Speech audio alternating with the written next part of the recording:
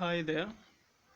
Today I want to talk about being countercultural, which is something that I really never had a choice but to be. It's always been difficult for me to evolve in the environment I grew up in, to relate to the people and to be accepted because the way I am, in the way mostly people think and conceive of the world and of the relationships we are supposed to have with one another is really incompatible with the way that I am.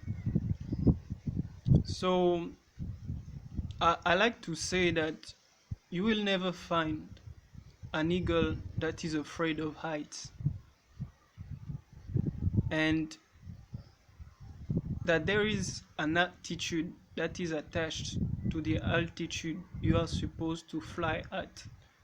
And sometimes what happens is that it can be confused for arrogance, but you must not stop expressing yourself because that is how you will give your contribution. That is how you will serve the people around you.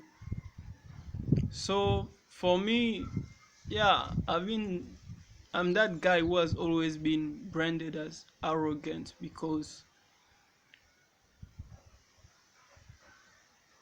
of my abilities in terms of understanding of certain things, because it's not everything that I have an ease understanding. Like there are social codes that are really difficult for me to grapple with. I'm not good at understanding implicit, for example. I tend to take people at their words, to take things literally. And sometimes people realize it and they have to tell me like, oh no, I was just joking, because I just don't get it. But yeah, so because of that, my ability to operate with is in the environment of thoughts, of philosophy. A lot of people have often felt that I pretended to know more than I did, and that I would try to show up off by talking a lot when I was just sharing what I have. Simply, I was just expressing myself and giving my contribution in the area where I'm good at. One thing with me, one attitude that I noticed with me over the years that has made people comfortable with uncomfortable with me is that I don't see my age sometimes. If a problem is at my level of understanding, I jump in and I deal with it. I remember there was one time when we had a big meeting in an organization I'm part of, Africa Rise Christian Network, and there was like an issue going on and people were talking, and I started speaking. I'm around people older than me, like 40s, 50s, and in that area. But I started speaking and basically telling people how they should go about it. And that really bothered the man who was looking at me and, behaving in a way, wondering, like, what? Who is this young man who is talking among grown-ups? I was maybe something like 24, 25 years old back then. And to make the matters worse, after that, when the founder was talking about the different teams we would split into, I said to her that I wanted to be part of the governance team to lead the organization. So at that point, the man went, no. But she just said, don't worry, don't worry about it. But that man, there was a time when because I had questions about what we are doing next and all of that. She asked me to talk with him. So that's when we got to talk, and he got to actually know me, who I was. And I think, yeah, from there I think his opinion of me changed, and he has become one of the people who really support me, who has really encouraged me to speak, to express myself, to share my thoughts, you know.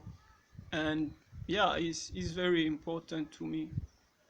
But where I grew up, things don't go that way.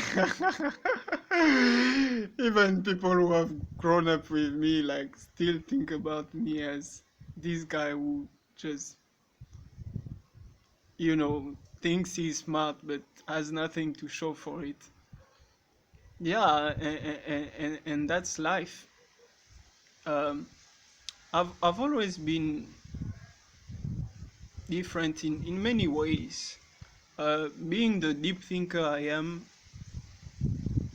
the the things that are superficial, like looks and all of that, have never been really important to me.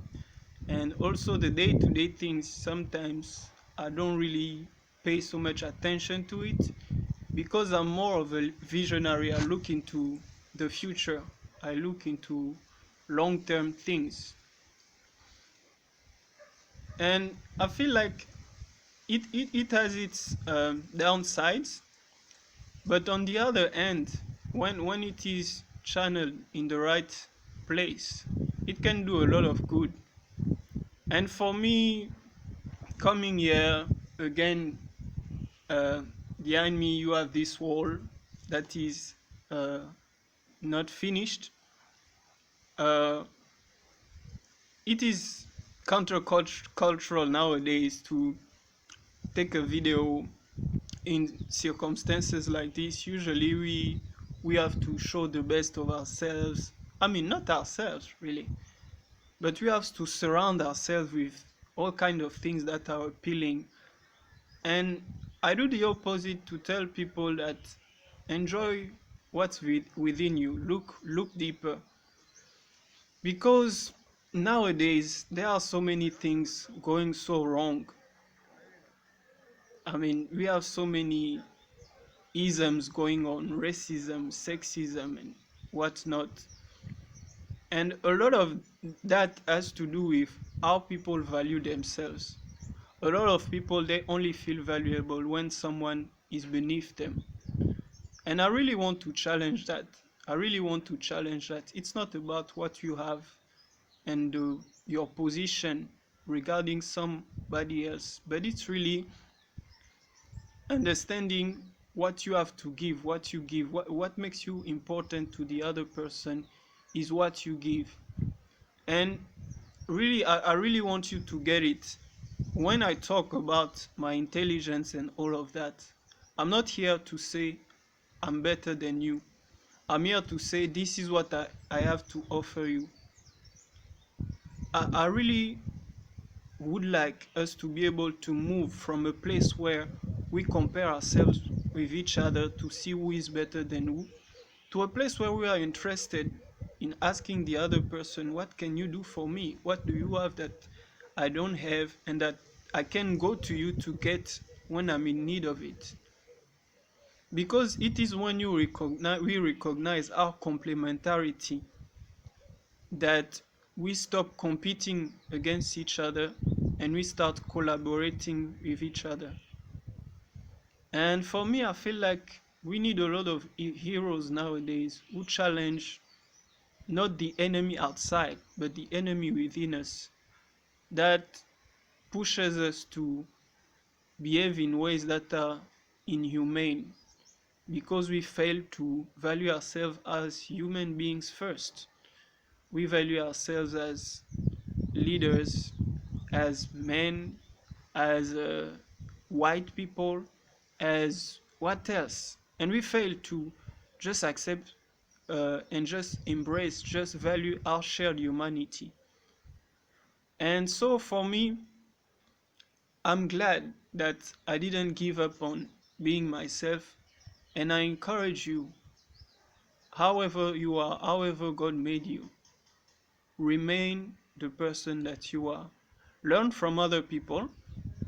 Uh, I, I, I, I learn from other people. I always get people to help me with clothing. I'm not good at those things. I'm not good at aesthetics, but I ask people for help with that, with design of anything that is visual.